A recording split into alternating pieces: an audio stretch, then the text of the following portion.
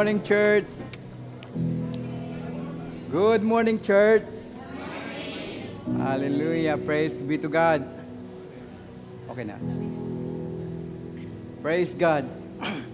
At I'm so glad that you are here. Amen? Alam nyo, sabi mo sa katabi mo, ang ganda-ganda mo. Kapag lalaking katabi mo, sabi mo, ang gwapo-gwapo mo. Amen. At sabi mo sa kanya, alam mo, I received something from God. Amen. Amen. Praise be to God. At ngayon sa magang ito, I just want to share with you ang walang iba kundi ang pinaka-powerful, walang iba kundi ang salita ng ating Panginoon Diyos. Amen? Because the Bible says, heaven and earth shall pass away, but my word will never pass away. Kaya sa magang ito, samahan po ninyo ako sa panalangin. And I just want to pray for this, Lord. Father, in the mighty name of Jesus, we come before you to the throne of your grace.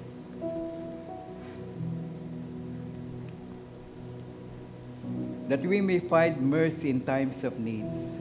So, Father God, I speak your word, that the Spirit of the Lord is upon me, because He has anointed me to preach the gospel to the poor. He has sent me to heal the brokenhearted, to proclaim liberty to the captives, and recovery of sight to the blind, and to set at liberty those who are oppressed, and to proclaim the acceptable year of the Lord. And this is my confession, Lord God, in the mighty name of Jesus. Amen and amen. Praise be to God. Sa umagang ito ay pag-usapan natin dito, walang iba kundi ang salita ng Panginoon. Because the Word of God is a seed. Amen? At ang seed ho neto ay kinakailangang ito ay tumubo, lumago at magbunga sa ating mga buhay. But how? Paano natin ito magkakaroon itong salita ng Diyos o manifestation sa salita ng ating Panginoon Diyos? Walang iba kundi ang pananampalataya. Amen? Pwede ba natin sabihin, faith. I have faith in God. Amen. Praise be to God. Ngayon sa mga ito, ang title ko dito ay Faith is for the impossible. O faith is designed for the impossible. Amen? Sapagkat ang faith ay umaakmahuyan doon sa mga bagay na imposible. At itong bagay neto, kung ikaw'y umaasa ayon sa iyong lakas, ayon sa iyong katalinuhan, kakayanan, hindi ito pananampalataya, DIY ito. Pero kapag sinasabing imposible, ito ngayon na sinasabi ng Panginoon, na sabi niya, walang imposible sa akin. Amen? Nothing shall be impossible to Him. Ngayon sa bagay ito, ay nais kong ibahagi sa inyo, faith is designed for the impossible. Luke chapter 8, beginning verse 11, the seed is the Word of God. Ito yung parable of the sower. Ang unang binabanggit dito, the seed is the Word of God. Pwede ba natin sabihin, sabay-sabay, the seed is the Word of God. So, na sinabi ito ng ating Panginoon, walang iba kundi, kung itong binhi na ito ay salita ng ating Panginoon Diyos na naihasik sa iba't ibang lupa o sa iba't ibang puso ng tao, ay kinakailangan pong itong binhi na ito na salita ng Diyos ay tumubo at magbunga, hindi lamang bunga kundi saganang bunga sapagkat ito ay nakadesign doon sa mga taong tumatanggap at naniniwala sa salita ng Panginoon. Amen? At may mga naniwala, tinanggap, may kagalakan, pero andun ang worries, andun ang anxiety, kaya ang na-choke ang salita ng ating Panginoon. Subalit kung ang salita ng Diyos ay ating pong tatanggapin at paniniwalaan, iingatan ito, at ano pong mangyayari, tutupo ito, at iyon ay magbubunga. 100-fold, at 30-fold, at 60-fold, and 100-fold. Amen. In Luke chapter 17, verse 5 and 6, it says, tinuruan ng Panginoon itong mga apostles, sabi niya, Lord, and the apostles said to the Lord, increase our faith. So the Lord said, if you have faith as a mustard seed, you can say to this mulberry tree, be pulled up by the roots and be planted in the sea, and what? It would obey you. So ganoon po ang ating pananampalataya doon sa salita ng ating Panginoon Diyos. Kung ito'y pangahawakan natin at paniniwalaan natin, it would obey us. Amen? Sapagkat sinabi na ng ating Panginoon. So ibig sabihin, Jesus Christ develops our faith. Therefore, our thoughts and our confession must be aligned with Him. Amen? Amen po ba doon? So, ibig sabihin nito, ang ating kaisipan at yung ating confession o sinasalita ay dapat naka-align doon sa salita ng ating Panginoon. Kaya dito nga po, kung itong mga salitang ito na hindi naka-align doon sa salita ng ating Panginoon, in Matthew chapter 15, verse 13, it says, but he answered and said, every plant which my heavenly Father has not planted will be uprooted. Amen? So sa makatwid, yung ating confession, tingnan natin, yung aking bang sinasabi ay naka-align ba sa salita ng Diyos? At kung ito ay hindi nakasalita ng Diyos, do not expect something from God, sapagkat ang tinitingnan ng ating Panginoon, yung pananampalataya mo na naka-align doon sa salita ng ating Panginoon Diyos. Amen. Kaya ito po ang pinakanais kong ibahagi ho sa inyo. Number 1 point, faith is the master key to unlock the blessing. Amen? Faith is the master key. Kung papasok ka sa tahanan, ay kinakailangan mong may dala-dala ka susi. Ito ang master key mo para makapasok ka ibig sabihin, makapasok ka at doon ay makita mo kung ano ang nasa loob. So kaya nga po, ang nais kong ihatid sa inyo, faith is the master key. Sabihin nga natin sabay-sabay. Faith is the master key to unlock the blessing. Amen? So the Word of God is the most powerful thing that exists on earth. Amen? In these last days, faith is the most precious commodities on earth. Amen. Hindi ang money, hindi ang anumang bagay dito sa mundong ito, kundi ang pananampalataya, ang pinaka-precious commodities o valuable sa mundong ito. Sapagkat sinabi ng Panginoon Diyos, heaven and earth will pass away, but my word will never pass away. Amen. Luke chapter 18 verse 8, tinuturuan nito na magkaroon tayo ng persistent prayer. Yung ating good confession, yung ating pananampalataya ay kinakailangan panghawakan natin ito. Pero kung panghahawakan natin ito, ayaw ito ng kaaway na mangyari o mag-manifest o ma-experience sa atin ang salita ng Diyos sa ating buhay. Kaya ang gagawin ho ng kaaway, walang iba kundi nanakawin niya, sisirain niya yung confession at gusto niya ipakita sa iyo yung natural eyes na makita natin. Nakakaiba doon sa sinasabi ng ating Panginoon. Amen? Kaya sabi niya, always pray and not lose heart. So when the Son of Man comes, will He not find faith on earth? Yun ang hahanapin ng ating Panginoon Diyos sa mundong ito. Yung pananampalataya. Amen? Yun ang titingnan sa iyo ng ating Panginoon, yung pananampalataya mo sa Kanyang salita.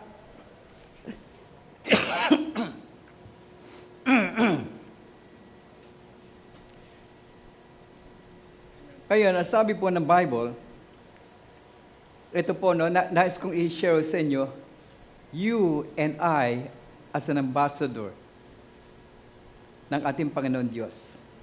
Ano po ang responsibility, ano po ang trabaho ng ambassador?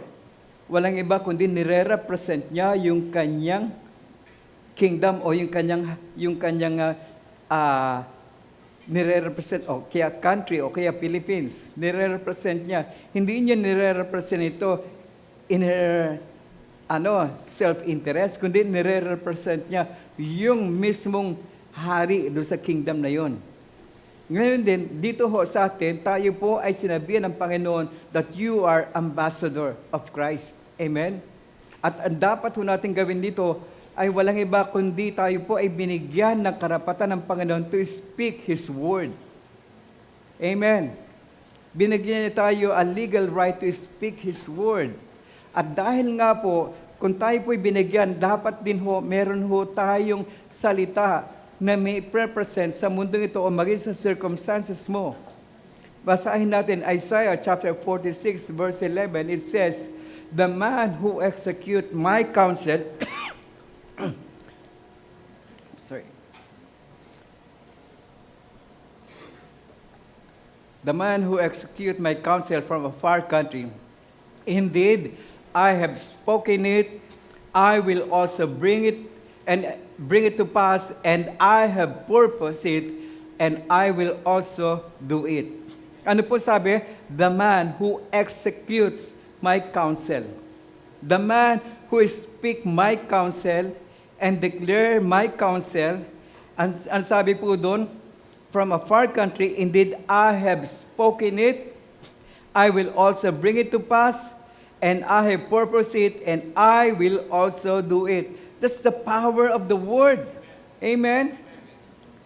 Napakalinaw po yun eh.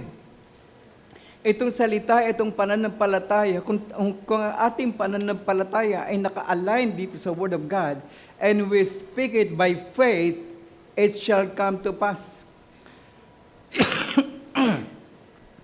Job 22 verse 28. You are an ambassador of Christ. I thank you. Salamat.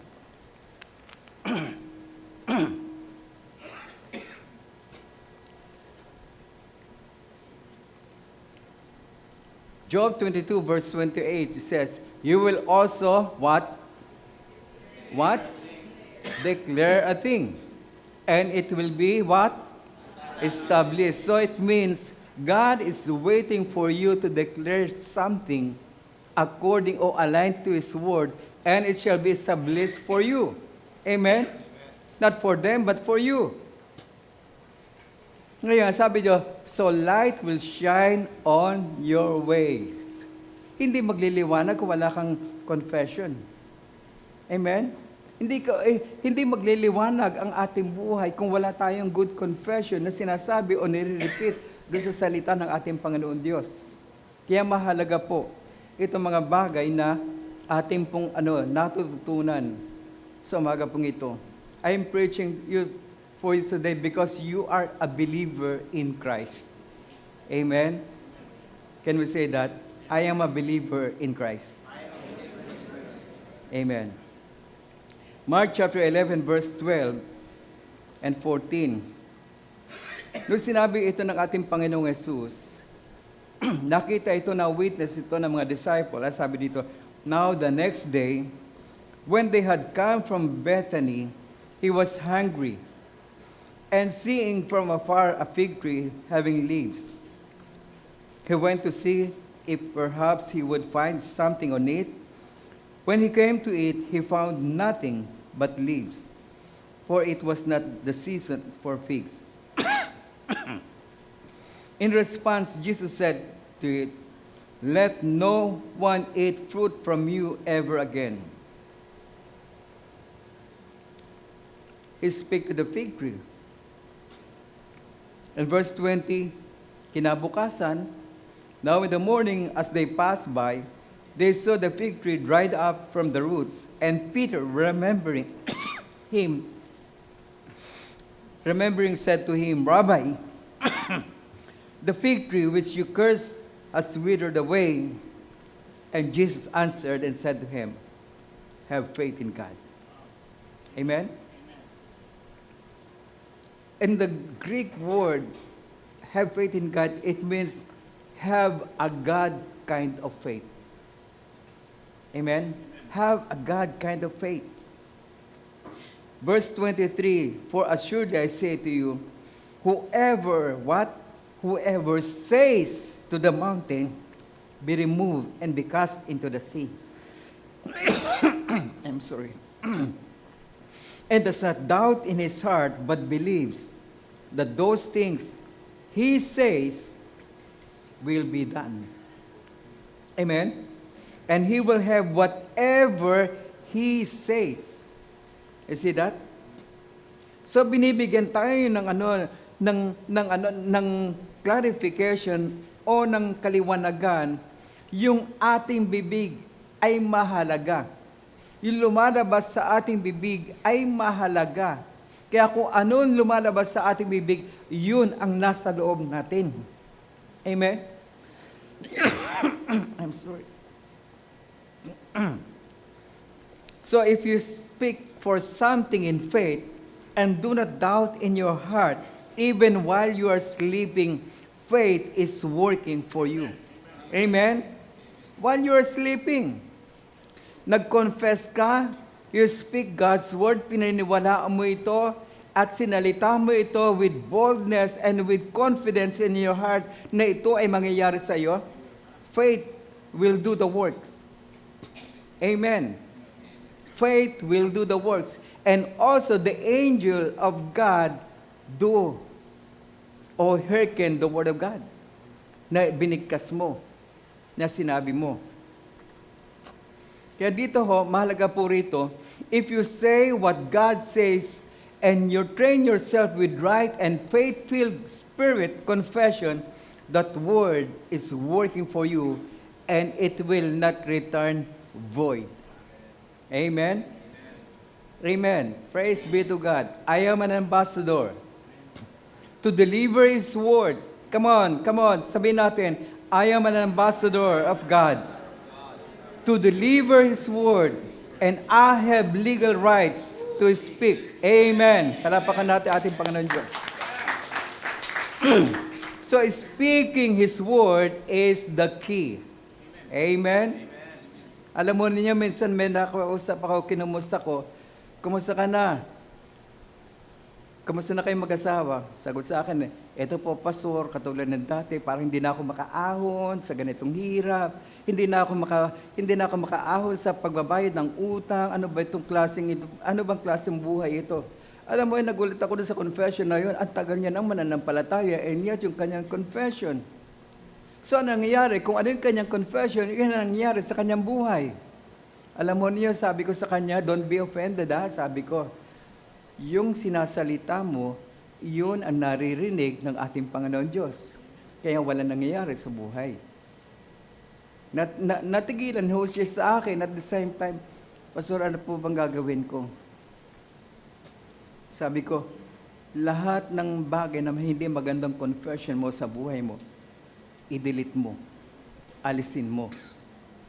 Palitan mo ng confession na sinasabi sa iyo ng ating Panginoon, whatsoever He says, believe that you shall have it. Amen? Praise God. Kaya sabi nga ng Panginoon in Matthew 15 verse 13, but He answered and said, every plant which my heavenly Father has not planted will be uproot. Burahin mo, alisin mo sa iyong buhay yung mga negative thoughts, yung mga I'm a victim. No, you're not a victim. You are victorious. Amen. Amen.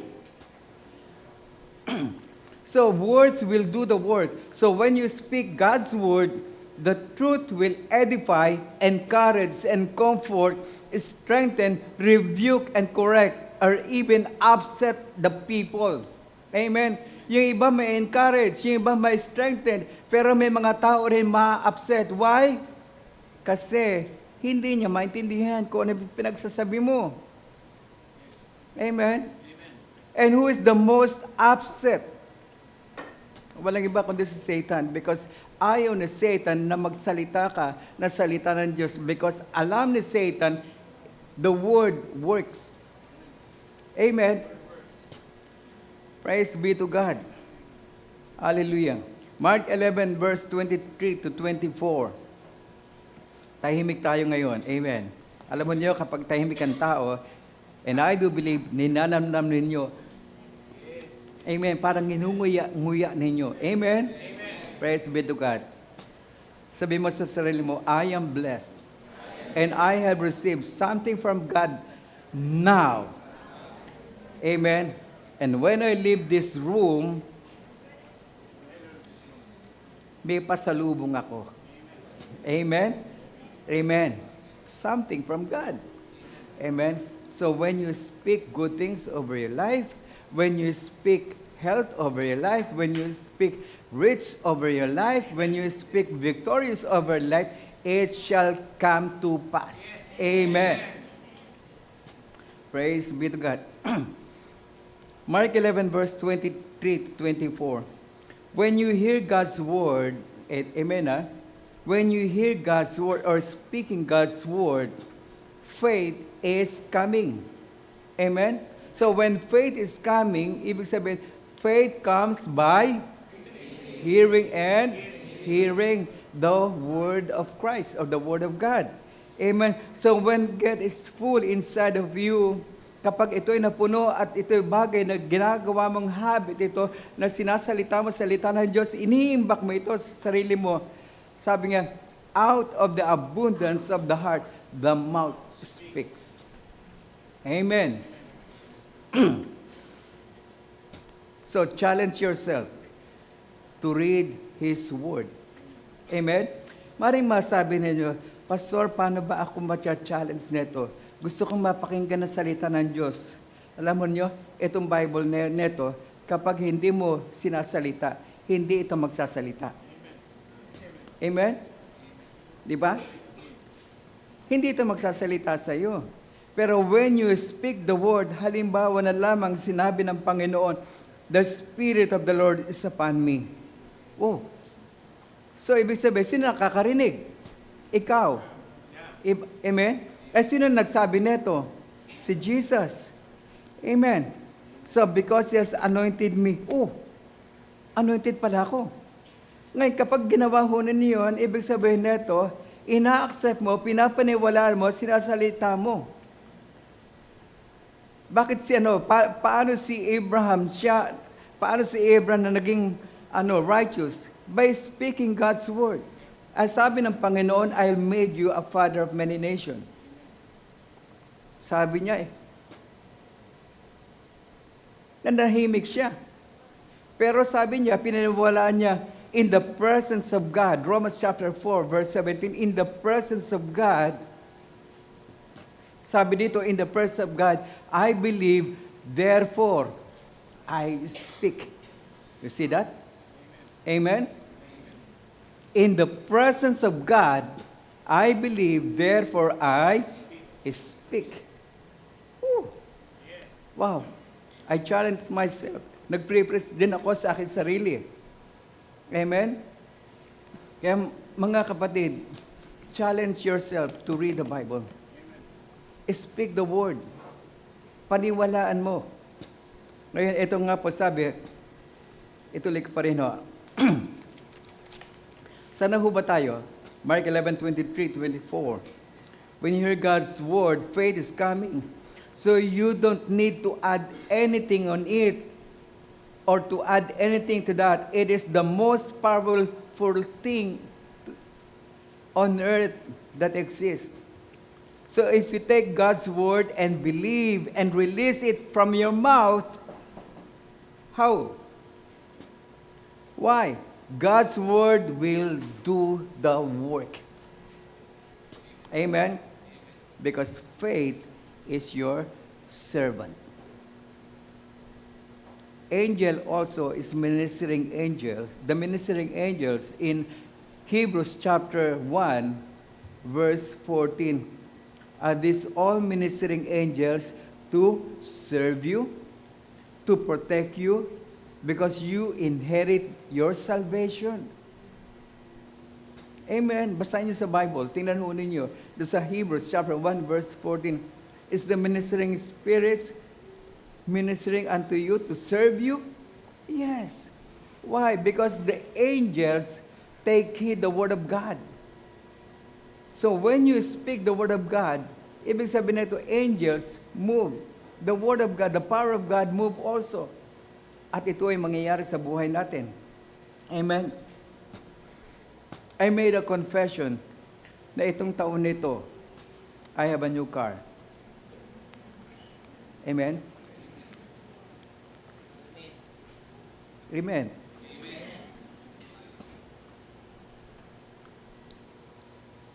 Ano ang inyong confession bago matapos ito? And I also made a confession na bago matapos ang taong ito, I will experience an overwhelming victory. Amen. Amen. An overwhelming victory, hindi lamang ito sa material na bagay, especially sa iyong sarili. Overwhelming in faith, overwhelming in emotion, kaya mo, and overwhelming any circumstances sa buhay mo.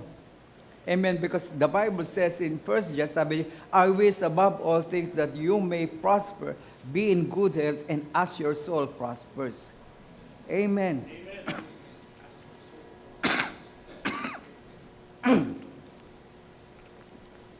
Ang sabi dito, in Luke chapter 6, verse 45, a good man out of good treasure of his heart brings forth good fruit. An evil man out of the evil treasure of his heart brings forth evil. For out of the abundance of the heart, the mouth speaks. Amen. Ano ang nasa atin? Is it good or bad? Itinuro ito sa ating smart discipleship. Ano ho? Ano man, ika nga, when the Spirit of God ay nasa inyo, there's joy, peace, long-suffering, gentleness, goodness, patience. Amen. Kindness and self-control. Amen. At dito nga po ay sinasabi po ng Bible neto, a good man out of the good treasure of his heart brings forth fruit. For out of the abundance of the heart, the mouth speaks. So, iwan na natin, ano sabing kanta natin? Jesus is calling, leave behind your regrets. Amen? Leave behind your regrets. Kung ano yung mga nakaraan, wala na yan. Baguhin na natin nito. Mamaya, ituturo ko sa inyo itong story nito sa buhay ni Moses, sa buhay ng mga Israelites. Number 2, point number 2, words causes you to possess your inheritance, and you can get it without Him. Amen? Words cause you to possess your inheritance, and you can get without Him. John 15, verse 5, I am a true vine, and you are the branches, and the one who remains in me, and I in him, will bear much fruit. Amen. For apart from me, sabi ni Jesus, for apart from me, you can do nothing. See that? So, tinuturo sa atin ng ating Panginoong Yesus, remain in me, and my words remain in you. Praise God. So, words cause you to possess your inheritance, and you can get it without Him. Amen. What is your inheritance? What is your inheritance coming? Coming from our Abba Father. Amen. Doon nagmula lahat ng ating inheritance. Hindi sa magulang mo, hindi doon sa minana mo sa iyong magulang, sa iyong mga ninuno. Ang inheritance mo mas malaki pa kaysa sa ibinigay sa iyo ng mga lolo at lola mo. Amen. Psalms 119, verse 89. It says, your word is settled in heaven. Wow. Your word is settled in heaven. So it means, settled, ibig sabihin, ando na lahat. Na-establish na doon. Tapos na lahat. So your word is settled in heaven. So, anong gagawin ko ngayon? I speak. I believe, therefore I speak. Amen. Ang salita ng ating Panginoon Diyos. Kaya ito nga po, walang bagay, sabihin natin sa ating mga sarili, sa ating sarili at maging sa ating sitwasyon. Because His Word is settled in heaven, dapat din ang Word ay masettled sa ating buhay at maging sa ating circumstances. Amen? Hindi ka dapat manatili sa kahirapan. Hindi ka dapat manatili sa pag-isang biktima. Hindi ka dapat manatili talunan. Kundi ikaw ay nasa above and not beneath, always increasing and never decreasing. Amen. Praise be to God. Yan ang nais ng ating Panginoon. At kapag nakita, alam mo yung kapag isang magulang, nakita yung ginagawa ng anak, na kinokopya ng anak yung ginagawa at sinasalita ng tatay, anong gagawin ng tatay? Anak ko yan. Amen? Amen. Hindi ikakahiya ng ama yung kanyang anak kapag sinasalita niya ang sinasabi ng kanyang ama. Amen. Can we say that? Amen. Praise be to God. Faith is hindi future. I have revelation, Ito. Nung pumunta si Jesus, sapagkat sabi dito ni Marta, Lord, kung nagpunta ka lamang, hindi sana namatay ang aking kapatid. Ano sabi po ng ating Panginoon Jesus? Nung siya pumunta, He wept, and at the same time, sabi niya, I am the resurrection and the life. Lord, alam ko po yun, na mabubuhay muli ang aking kapatid sa huling araw. Pero ano sabi ng Panginoon? I am the resurrection and the life. Hindi sinabi niyang, I am the resurrection for the coming. No, I am. Ibig sabihin nito, nung sinabi niya, kung etong araw nito, sinabi kong, I am the resurrection and the life. Ano po mangyayari? Ano sabi di Lord, naniniwala ko, darating yan sa akin. No, ngayon nga. Amen. Faith is not your future. Faith is now. Amen. Now, sabi niya, faith is now. Amen. Hindi yung bukas. Hindi yung sa susunod na araw. Kaya kung sasabihin natin sa ating mga sarili, I am being or I am becoming rich. No? You can say to yourself, I am rich now. Amen. I am victorious now. I am blessed now. Amen. This room is filled with angels of God listening to your confession. Amen. Palapakan natin ating Panginoon Diyos.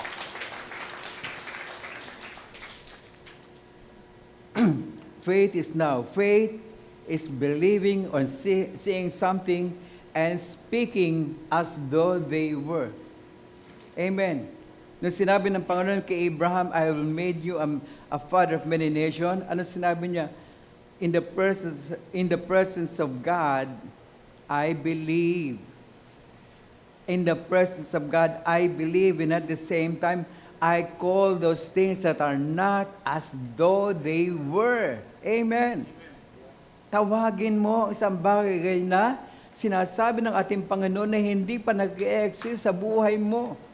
Amen. Sino rito gustong umangat sa buhay? Taas ang kamay.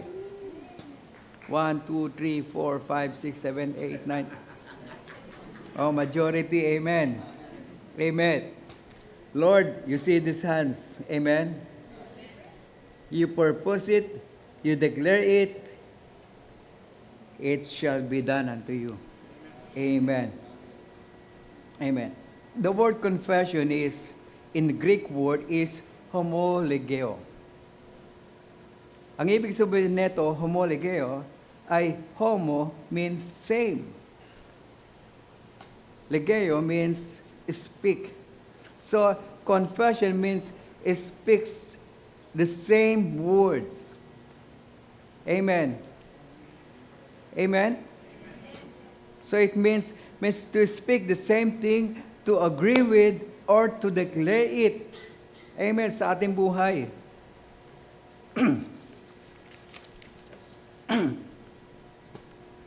Write down in your notes 3 things on how to train your spirit. Number 1, confess.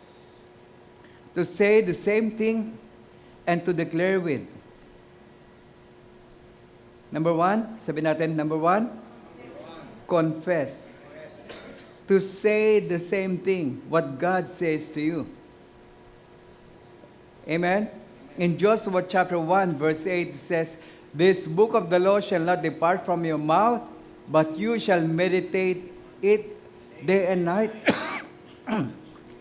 that you may observe to do according to all that is written in it, for then you will make your way prosperous." Who will make your way prosperous? And then you will have good success. God has already made you success. Amen. Ngayon, ano dapat natin gawin neto? Believe it, confess it, receive it, and release it. Walking in it, and at the same time, faith will do His works. Amen. Praise be to God. Praise be to God. Alam nyo, itong bagay na ito, I thank God sa ating lead pastor, si Pastor Ian. Alam mo ninyo, wala ho siyang hinangad, kundi tayo ay lumago sa pananampalataya. Amen? It is His desire. Iniiyak niya ito. Lord, nais ko, Panginoon, na makita ko yung aking mga ibinigay mo dito, na makita kong umuunlad sila, sumasagana sila sa lahat ng mga bagay. Nung narinig ko ito, ibig sabi, at inatasan niya ako na mag-preach ngayon. Alam mo niyo, nirelease niya yung blessing na yun. And narito ngayon, I speak it boldly unto you. Amen. Yan ang ating pastor. Wala siyang hinangad na mabuti, kundi mabuti para lahat sa atin. Number 3, expect. Expect what you say to be, number 2. Number 2. Ano yung number 1? Confess. Number 2, commit. To live only by what you say. Wag ho natin kontrahin ang salita ho ng Diyos. Ito yung natutunan ko sa ating pastor. Kung ang salita ng Diyos ay narinig mo, kinonfess mo, at meron kang second thought, hindi sa Diyos yan, kaawa yan. Amen? Kinuha ko yung nuggets na yun sa ating pastor. If you have the Word of God, pininiwalaan mo, kinonfess mo, at kung meron second thoughts na pumasok sa'yo, it is not from God, it is from the devil. Amen? Because the devil says, sinabi ba ng Diyos sa iyo yan? So, ngayon, pag in-entertain mo, wala, ninakaw na yung salita ng ating Panginoon. Number 3, expect what you say to be carried out. Mark 11, verse 22-24. Okay? Isulat na lamang ho ninyo. Exodus 23, verse 20. Ito ngayon ang istoryang gusto kong ihatid sa inyo. Ang sabi dito ng ating Panginoon, "Behold, I am sending an angel before you." O ibig sabihin, behold, I am sending a messenger before you to protect you along the way. And who is the way? Jesus. Yan tinuro ng ating pastor. Is the only way. Yan sabi niya, I am sending you an angel or messenger before you to protect you along Jesus and to bring you to the place I have prepared for you. Amen. Ibig sabihin, meron na palang inihanda ng Panginoon. Susundan na lamang natin. Amen. Kaya sabi niya, you are destined to overwhelming victory. Amen. Numbers chapter 13, verse 1 and 2. And the Lord said to Moses, "Send men to spy out the land of Canaan, which I am giving to the children of Israel. From each tribe of their fathers you shall send a man, and everyone leader among them."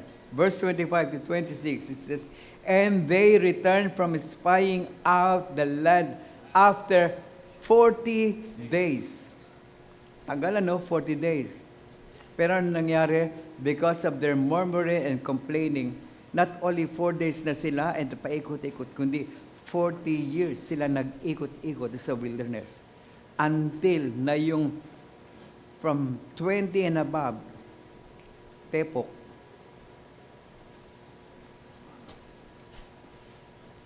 Verse 26 says, Now they departed and came back to Moses and Aaron and all the congregation of the children of Israel in the wilderness of Paran at Kadesh. They what? Brought back word. Wow. They brought back word. Amen? Underline niya sa inyong Bible, they brought back word. Ano itong backward nito? Itong brought backward to them and to all the congregation and showed them the fruit of the land. Numbers 13, verse 33. Mag-jump tayo. Then Caleb quieted the people before Moses and said, Let us go up at once and take possessions, for we are able to overcome it. Bakit pinatigil nila Caleb? Sapagkat bad report ang kanilang naririnig. Amen. Kaya pinatigil niya. Oh, teka, sumigaw si Joshua and Caleb. Teka, hindi yan ang ating confession. Hindi yan sinasabi ng Panginoon. At sinasabi ng Panginoon, ibinigay na sa atin yan. So let us go up at once and take possession. For we are able to overcome it. Amen. Kaya natin. Huwag mong kayanin ng problema mo. Ang problema mo, hawak ng Diyos. Sabi mo, Lord, ito sa iyo. Hindi akin ito. Ang labang ito ay hindi akin, kundi laban mo, Panginoon Diyos. Amen.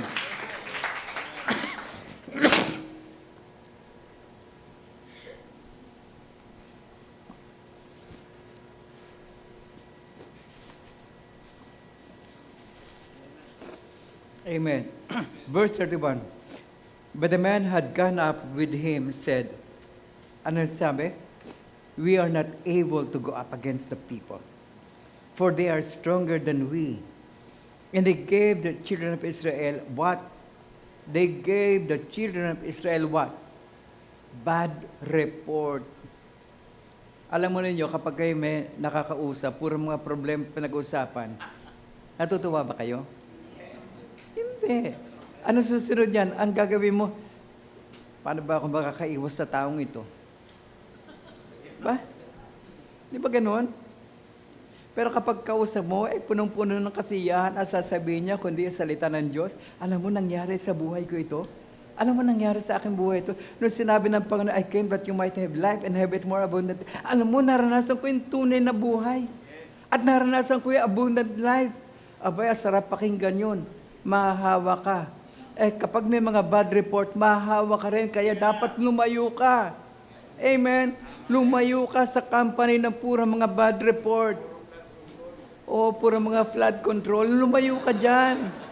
May mga insertion dyan na mga bad report. Amen? Sa ating Panginoon, walang bad report. Kaya ito pinanghawakan ni Joshua at Caleb, pinatahimik niya mga tao, tumigil kayo. Hindi yan ang sinasabi ng Panginoon. So let's go up at once and take possession in it because we are able. Amen. Hallelujah. Pero ano nangyari? Yung 10 spies na pinadala doon, talagang namimilit. Hindi natin kaya yan. Malalaki sila. Oo nga, ang ganda nga ng lupa, a land flowing with milk and honey, pero ang lalaki nila. Hindi natin kaya. Malilit lang tayo. They are like grasshoppers, sila mga higante. Yun ang kanilang confession. You see that? Kaya ano po nangyari sa kanilang mga buhay? Pinakinggan ng Panginoon ang kanilang narinig. So God has assigned angels to keep the Israelites in the way and lead them to the place that He had prepared for them. Pero however, ito po nangyari. They didn't obey God's word. They didn't cooperate with the Holy Spirit or the messenger of God concerning this matter. Hindi nila pinakinggan. Hindi sila nag-obey to take possession in it, kundi ang nakita nila yung kanilang circumstances, yung kanilang kahirapan, yung kanilang walang kakayanan, yun ang kanilang nakita.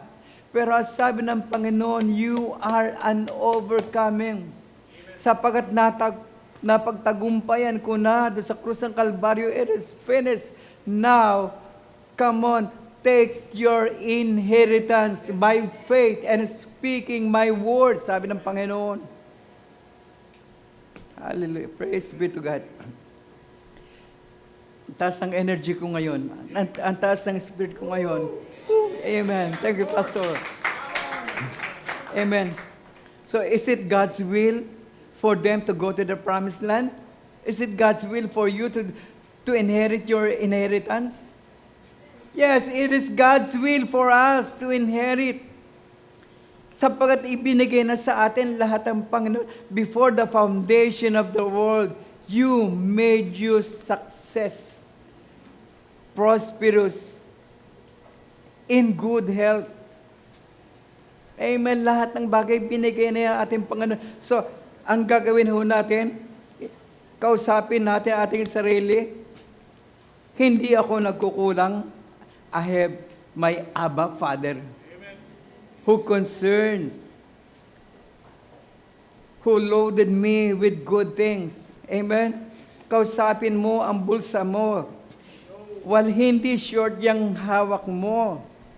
Hindi ka short. Punong-puno, kausapin mo ang wallet mo. Kausapin mo ang bahay mo. Kausapin mo lahat ng mga bagay sa buhay mo at maging sa kinasasakupan mo. Alam mo nyo, si Jabez, ano yung kanyang confession? Yung kanyang kalagayan, napakahirap. Miserable. Naging orphan na siya. Wala na yung kanyang magulang. Pero, dahil sa kanyang panalangin, tinugon ng ating Panginoon, Lord, extend my tent. Extend my territory. Sapagat ang tawag nga ho sa kanya, pangit ang buhay. Pero yung kanyang confession, binago niya. Pangit nga ang kalagayan niya, pero meron siyang good confession. Ano pangyayari? The word works over his life. Amen? Gusto ba natin yon? Yes. Tanggapin natin ang salita ng Panginoon Diyos. Kaya sabi po dito, okay, may oras pa ba, Pastor? Marami pa. Okay. Pero mamaya, wag ho kayong malis. Naganda si Pastor ng makakain natin. Amen. Numbers 14, verse 2 and 3. So all the congregations lift up their voice and cried, and the people wept that night, and all the children of Israel complained against Moses. Kaya wag ho tayong mag-complain sa ating pastor. Amen. Wag kayo mag-complain kay Pastor Ian o kay Pastor Joy. Amen. Kaya sabi dito, they complained against Moses and Aaron, and the whole congregation said to them, if only we have died in the land of Egypt, or if only we had died in the wilderness. Why has the Lord brought us to this land to fall by the sword, that our wives and children should become victims? Would it not be better for us to return to Egypt? Alam mo ninyo, itong mga Israelites, iniligtas sa bondage of slaves. Inalis sila doon ng Panginoon, pero nung inalis sila, ang mindset nila andun pa rin. Pansinin nyo, dapat tayo po bilang mga believer in Christ, ay dapat yung ating mindset ay wala na doon sa kamunduhan, wala na doon sa darkness, doon sa kingdom of darkness, kundi i-translate na tayo ng Panginoon doon sa kingdom of marvelous light. Dapat din yung ating mindset, yung ating thoughts, and even confession na bago na rin. Amen? Palapakan natin ating Panginoon Diyos. Praise be to God. Hallelujah. Kaya sabi po dito, verse 7, And Joshua and Caleb, they spoke to all the congregations of children of Israel, saying, the land we passed through to spy out in an exceedingly good land.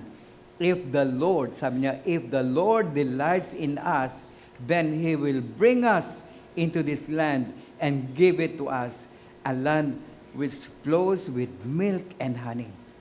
So do not, only don't rebel against the Lord, nor fear the people of this land, for they are our bread. Tindi ng pananampalataya nito ni Joshua ni Caleb. Their protection has departed from them, and the Lord is with us. Do not fear. Amen? Praise be to God. Amen. Sarap niya kapag nilalagay ho ninyo sa notes ninyo para pag-uwi, i-meditate ninyo. Then start confessing, believing, confessing, and declare to yourself. Declare to your circumstances. Numbers 14 verse 28. Etong nakakigising dito. Sabi natin sabay-sabay. Ano sinabi dito? God said to them, ano sabi? Sabi natin. Sabi na, 1, 2, 3. Says the Lord, just as you have spoken in my hearing, so I will do to you. Tanyo? Kung ano ang sinasabi natin, naririnig yan ng Panginoon. Kaya, mali ang confession nila, kaya gagawin ko sa kanila. Hindi itong bagay na ito, i-allow niya ang devil o destroyer to destroy them. Antindi. So, they established their judgment by their own words. Amen? They could have had supernatural help from God by getting the word or agreement with God. But they have provoked the angel of God and died in the wilderness. They provoke. Dito sa ating kapanahunan, do not grieve the Holy Spirit who lives inside of us. Ang Holy Spirit, ang gagawin lamang niya, i-remind sa atin kung ano sinabi ng Panginoon, i-direct niya ang ating steps, at nang sa malakaran natin, igagay tayo ng Holy Spirit, sapagkat siya, ang helper, siya ang parakletos sa ating buhay. He will lead us. Kaya sabi ng Panginoon, if I go and prepare a place for you, I will come again to be with me. Amen. Praise God. Alam nyo, napakayaman na salita ng ating Panginoon Diyos. Kaya wag ho natin itong kunin ng lightly. Kunin natin ito ng buong puso. Salita ng Diyos, sinasalita ko lamang. Amen? Psalms 103 verse 19 to 20. Malapit na pa matapos. The Lord has established His throne in heaven, and His kingdom rules over all. Bless the Lord, you His angels, o messenger. Mapalad pala ang messenger. Amen. Mapalad pala si pastor. Mapalad din pala ako bilang inyong messenger, who excel in His strength, who do His word, hearing the voice of His word, and bless the Lord, all who you His hosts, you minister of His, who do His pleasure. Bless the Lord, all His works in all places of His dominion. Amen. Napakaganda po na salita ng Panginoon. God is watching your word. If you see yourself aligned in God's word, ano sasabi ng Panginoon? Ayon sa Jeremiah chapter 1 verse 12, you seen it correctly. So, ang sabi ng Panginoon, I will watch my word to fulfill it. Amen. Number 3, your confession has power over your life. Amen? Yes. Your confession has power over your life. Deuteronomy chapter 30, verse 19. Today I have given you the choice between life and death. between blessings and curses. Now I call on heaven and earth to witness the choice you make, that you would choose life. Choose life. Sabi natin, I choose life. So that you and your descendants might live. But how? How? Proverbs 18 verse 21. The tongue, ano sabi nila? The tongue can bring death or life, and those who love to talk will reap the consequences. In the New King James Version, sabi nila, death and life are in the power of your tongue. And those who love it will see it fruits. Makikita niyang bunga. So choose life, amen, over you. Amen, napakaganda. Huwag ho tayong magsalita ng mga dead things, bad things. Amen, bad thoughts, bad words sa ating mga buhay. Speak life. Because sabi po, the words that I speak unto you are spirit and their life. The flesh profits nothing, and the words that I speak unto you are spirit and their life. Amen.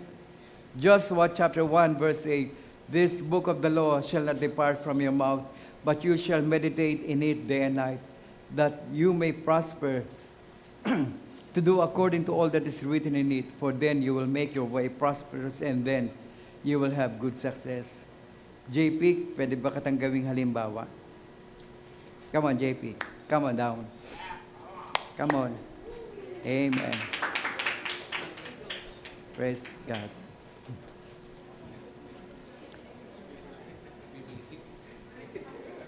Anamitig. Okay. Ang sabi ng Joshua chapter 1 verse 8, bakit may underline dyan? Bakit Ira? Bakit daw po puro underline? Bakit puro underline? Hindi yung fill in the blank siya na. Kaya ko inilagyan ng blank yan para yung you ay gawin mong ikaw. Diba? Name. O halimbawa, andito nga si John Paul, babanggitin niya yung kanyang pangalan. Pero ikaw, banggitin mo yung pangalan mo. Amen? Amen?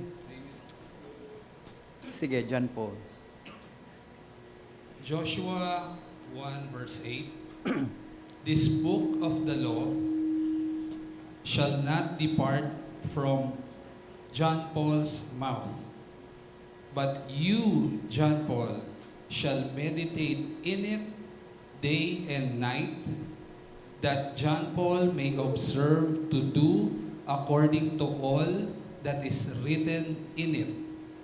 For then he will make your way prosperous, and then John Paul will have good success. Amen. Powerful word. Amen. Hindi Amen. sila nagsalita, Pastor. Ako lang. Ha? Ako lang po yung may success. Lahat sila din. Sama mo lang. Oh, thank you. Thank you. Thank you, sir. You see that? So when you speak God's word over your life, and when you speak word and believe and release God's word over your life, it will bring it to pass. Amen. You shall have it. Amen. You believe, you receive, and you shall have it. Amen. Take home ito.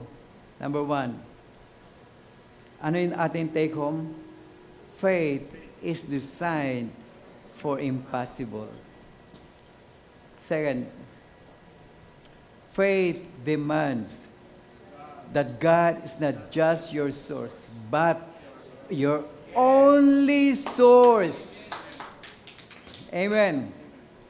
And last, you can't walk in the blessing and speak something that is not of faith or contrary to God's word.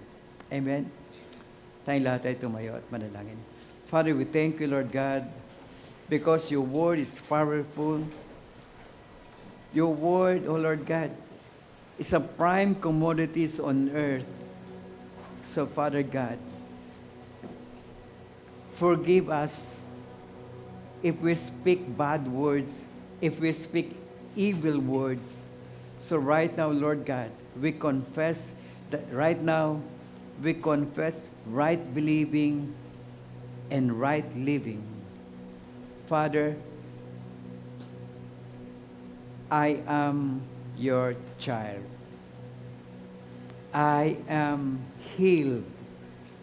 I am prosperous. I am righteous. Because your word says so, I believe, therefore I speak. In the mighty name of Jesus, tinutuldukan ko sa aking buhay ang kahirapan.